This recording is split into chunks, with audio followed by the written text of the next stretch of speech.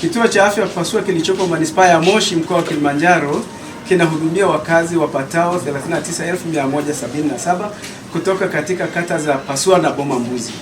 Kituo kinatoa huduma za OPD, IPD, huduma ya uzazi wa baba, mama na mtoto, CTC, PMTCT, upasuaji, mionzi, ultrasound, maabara, duka la dawa, elimu ya afya, huduma ya tiba kwa vitendo na ustawi wa jamii. Kutokana na ukubwa wa huduma na idadi ya wateja, kituo kinafanya kazi katika hadhi inayokaribiana na hospitali. Hali ya rasilimali watu.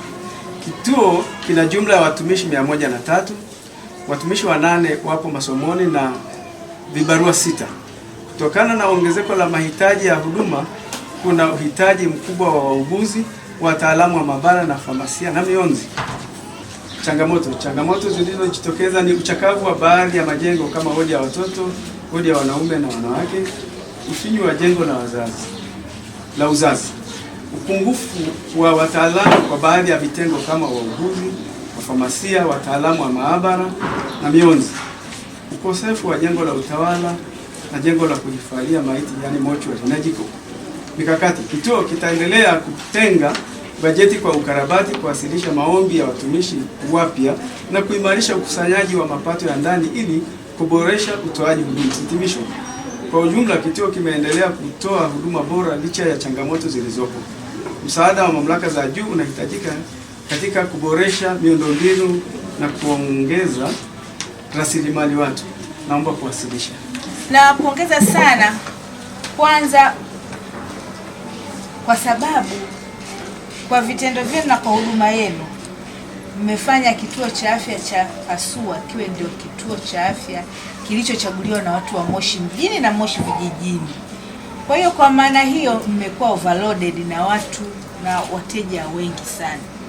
Na ninyi wote nikiwaangalia mna sura nzuri, mnafurahi, hakuna hata mtu mmoja mwenye manunguniko aliyenuna kwa sababu ya kazi kubwa anayoifanya. Kimsingi mnatoa huduma nzuri kwa watu wengi sana hapa. Kwa pongezeni sana.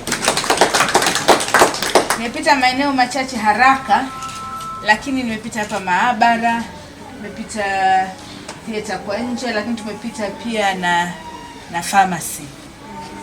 Ni kielelezo cha kwamba mnatoa huduma nzuri. Sasa mengi yameshasemwa, lakini tosha kusema kwamba huduma watu huwa wanazikimbilia. Kwa hivyo mnavyoona watu ni wengi, maana yake watu ni wanapenda kuwafuata nyinyi. Na nimpongeze Dedi kwa sababu hata amefanya consideration. Ninyi mnapaswa kuwa watu 62 hapa watumishi, lakini mpo zaidi ya watumishi 62 kwa sababu mkurugenzi ametambua kazi kubwa na mzigo mkubwa mlionao hapa. Kwa hiyo tumpongeze mkurugenzi kwa kuona hilo, lakini na kwa kuhakikisha kwamba watu